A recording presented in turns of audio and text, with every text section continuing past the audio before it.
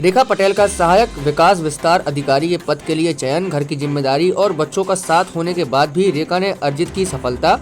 कहते हैं आप हिम्मत रखें और लक्ष्य को तय कीजिए, सफलता अपने आप आपके पास पहुंचेगी। ऐसा ही कर दिखाया पन्ना की रेखा ने।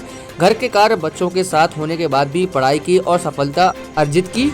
कर्मचारी चयन मंडल द्वारा परीक्षा में उत्कृष्ट प्रदर्शन करते हुए पन्ना जिले की निवासी श्रीमती रेखा पटेल का पंचायत एवं ग्रामीण विकास विभाग में सहायक विकास विस्तार अधिकारी के पद पर चयन हुआ है। रेखा पटेल जिला पंचायत पन्ना में पदस्थ रामनजर पटेल की पत्नी हैं। उन्हें यह सफलता आयोजित परीक्षा में कुल 200 में से 162.69 अंक तथा नॉर्मलाइजेशन में प्राप्त 157.8 अंक के साथ प्राप्त हुए हैं और उनका चयन परीक्षा के नतीजों के आधार पर पंचायत एवं ग्रामीण विकास विभाग सहायक विकास विस्तार अधिकारी के पद पर हुआ है। रेखा पटेल को यह सफलता प्राप्त होने के बाद उनके परिजनों परिचितों द्वारा प्रसन्नता व्यक्त करते हुए शुभकामनाएं दी गई हैं। बस किशोर जी की कृपा है, मेहनत का असर है और परिवार का योगदान।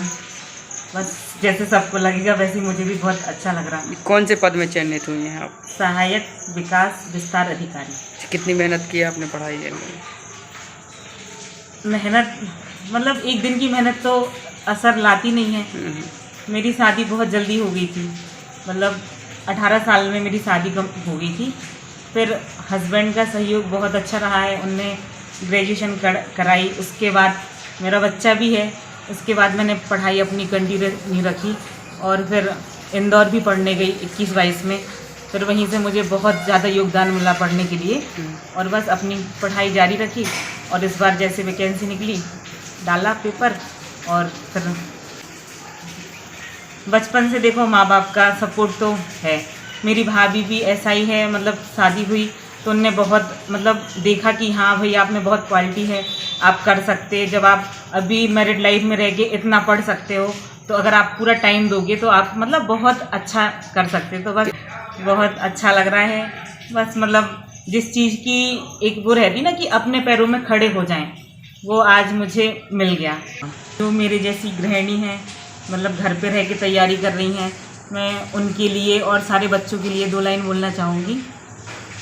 श्री कृष्ण ने साफ कहा है, श्री कृष्ण ने साफ कहा है कि बस कर्म तुम्हारा कल होगा। कर्म में है अगर सच्चाई तो कर्म कहाँ निष्फल होगा, तो कर्म कहाँ निष्फल होगा।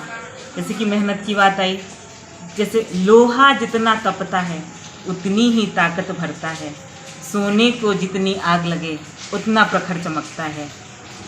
सूरज जैसा बनना है तो उसके जैसा जलना होगा। नदियों सा आदर पाना है तो पर्वत छोड़ निकलना होगा।